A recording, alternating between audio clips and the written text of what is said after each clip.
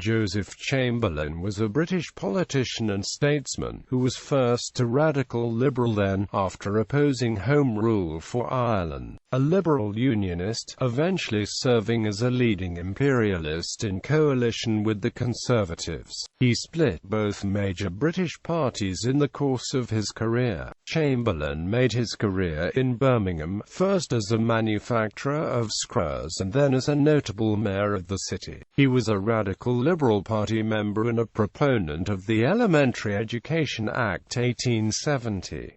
As a self-made businessman, he had never attended university and had contempt for the aristocracy. He entered the House of Commons at 39 years of age, relatively late in life compared to politicians from more privileged backgrounds, rising to power through his influence with the Liberal grassroots organisation. He served as president of the Board of Trade in Gladstone's second government. At the time, Chamberlain was notable for his attacks on the Conservative leader Lord Salisbury, and in the 1885 general election he proposed the unauthorised programme, which was not enacted, of benefits for newly enfranchised agricultural labourers, including the slogan promising 3 acres and a cow. Chamberlain resigned from Gladstone's third government in 1886 in opposition to Irish Home Rule. He helped to engineer a Liberal Party split and became a Liberal Unionist, a party which included a bloc of MPs based in and around Birmingham. For the 1895 general election, the Liberal Unionists were in coalition with the Conservative Party, under Chamberlain's former opponent Lord Salisbury. In the government, Chamberlain promoted the Workmen's Compensation Act 1897.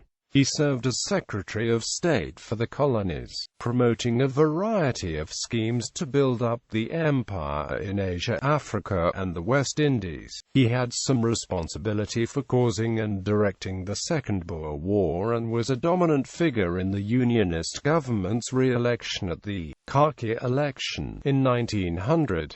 In 1903, he resigned from the cabinet to campaign for tariff reform. He obtained the support of most Unionist MPs for this stance, but the party's split led to its landslide defeat at the 1906 general election. Some months later, shortly after public celebrations of his 70th birthday in Birmingham, he was disabled by stroke, ending his public career. Despite never becoming Prime Minister, he was one of the most important British politicians of the late 19th and early 20th centuries, as well as a renowned orator and divisive politician.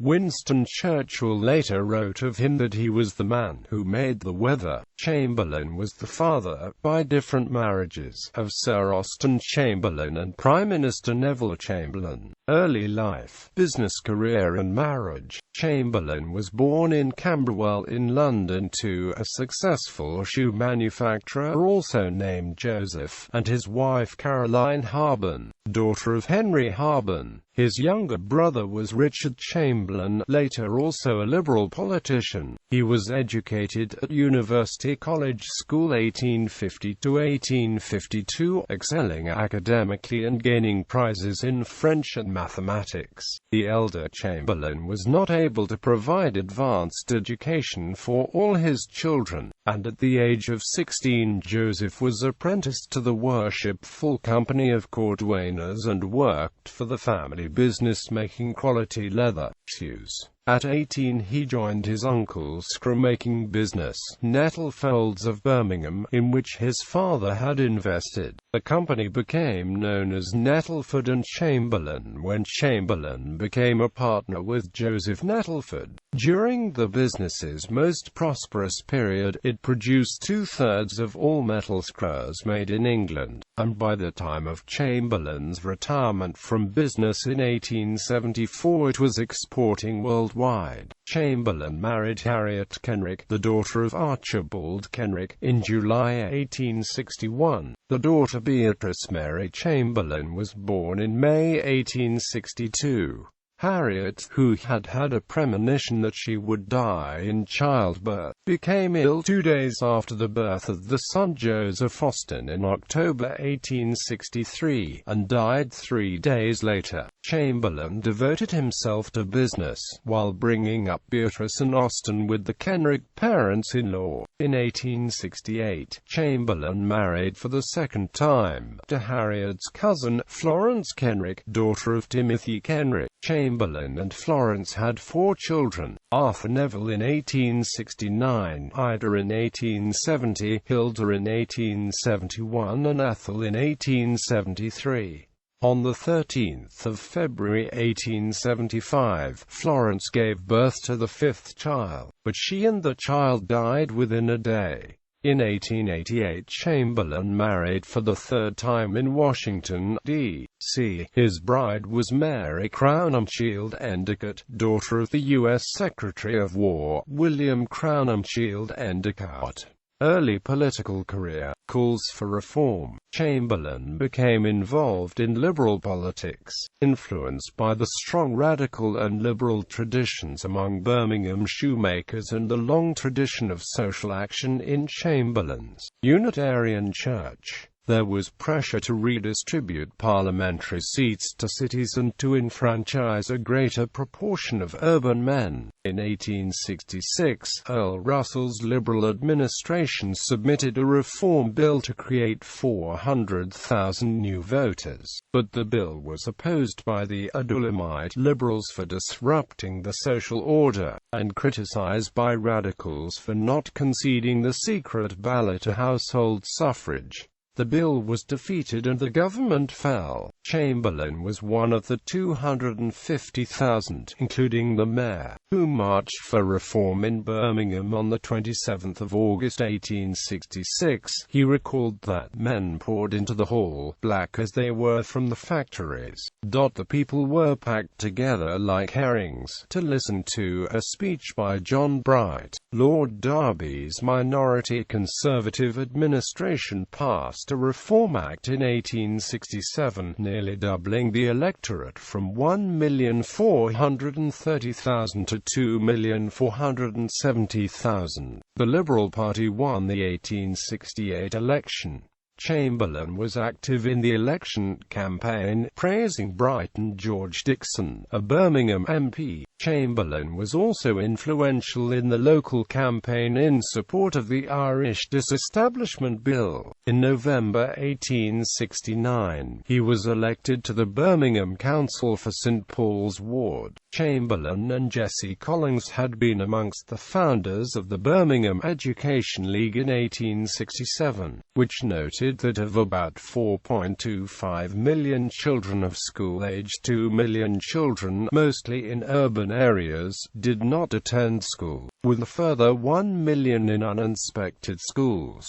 The government said the Church of England's schools offended nonconformist opinion. Chamberlain favoured free, secular, compulsory education, stating that it is as much the duty of the state to see that the children are educated as to see that they are fed, and attributing the success of the USA and Prussia to public education. The Birmingham Education League evolved into the National Education League, which held its first conference in Birmingham in 1869 and proposed a school system funded by local rates and government grants, managed by local authorities subject to government inspection. By 1870, the League had more than 100 branches, mostly in cities and peopled largely by men of trades unions and working men's organizations. William Edward Forster, vice president of the Committee of Council on Education, proposed an elementary education bill in January 1870.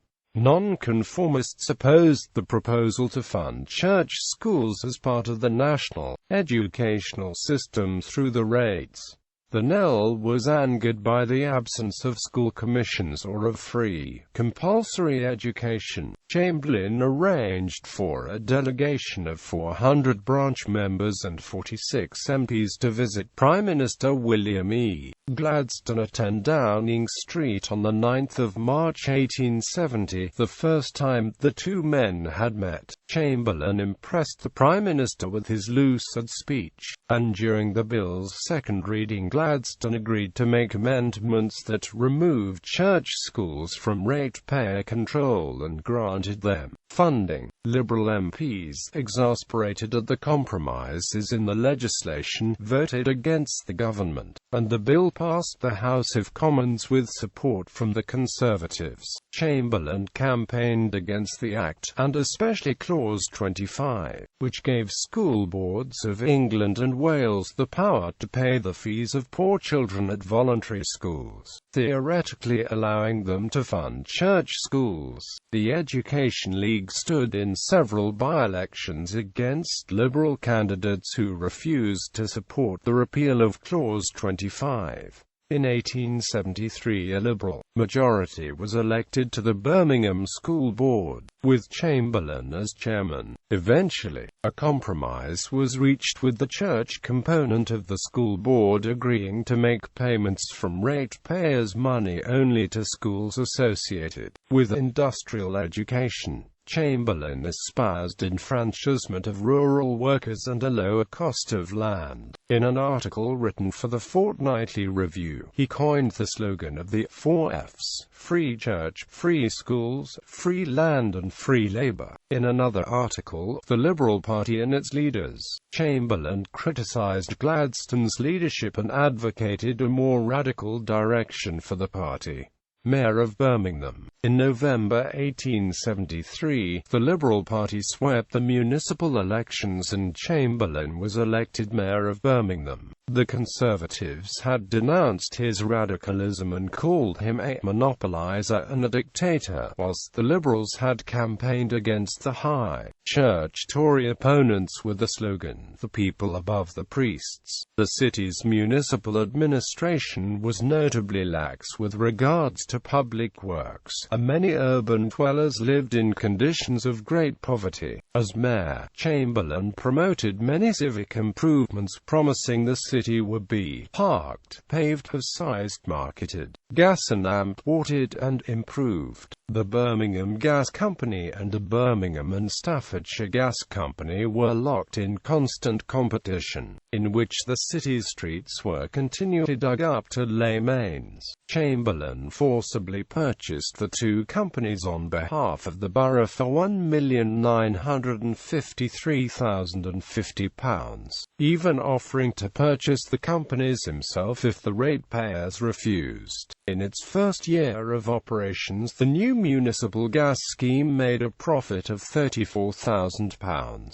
The city's water supply was considered a danger to public health. Approximately half of the city's population was dependent on well water, much of which was polluted by sewage. Piped water was only supplied 3 days per week, compelling the use of well water and water carts for the rest of the week. Deploring the rising death rate from contagious diseases in the poorest parts of the city, in January 1876, Chamberlain forcibly purchased Birmingham's waterworks for a combined sum of £1,350,000, creating Birmingham Corporation Water Department. Having declared to a House of Commons committee that "we have not the slightest intention of making profit, we shall get our profit indirectly in the comfort of the town and in the health of the inhabitants." Despite this noticeable executive action, Chamberlain was mistrustful of central authority and bureaucracy, preferring to give local communities the responsibility to act on their own initiative. Conservative. In July 1875, Chamberlain tabled an improvement plan involving slum clearance in Birmingham city centre. Chamberlain had been consulted by the Home Secretary, Richard Ashton Cross, during the preparation of the Artisans and Labourers' Dwellings Improvement Act 1875. During Disraeli's social improvement programme, Chamberlain bought 50 acres of property to build a new road through Birmingham's overcrowded slums, overriding the protests of local landlords and the Commissioner of the Local Government Board's inquiry into the scheme. Chamberlain gained the endorsement of the President of the Local Government Board, George Sclater Booth. Chamberlain raised the funds for the programme, contributing £10,000 himself. However, the Improvement Committee concluded that it would be too expensive to transfer slum dwellers to municipally built accommodation, and so the land was leased as a business proposition on a 75-year lease. Slum dwellers were eventually rehoused in the suburbs, and the scheme cost local government £300,000. The death rate in Corporation Street decreased dramatically, from approximately 53 per 1,000 between 1873 and 1875 to 21 per 1,000 between 1879 and 1881. During Chamberlain's tenure of office, public and private money was used to construct libraries, municipal swimming pools and schools. Birmingham Museum and Amp Art Gallery was enlarged and a number of new parks were opened.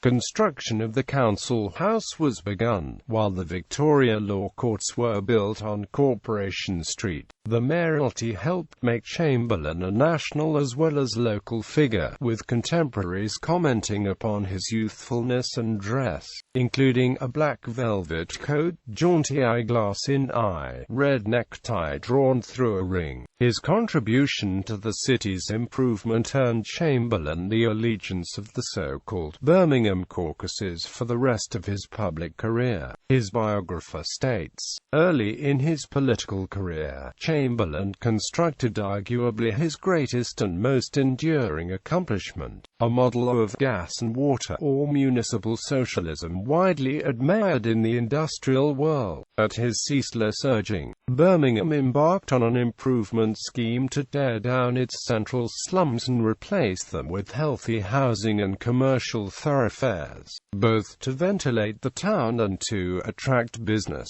This scheme, however, strained the financial resources of the town and undermined the consensus in favor of reform.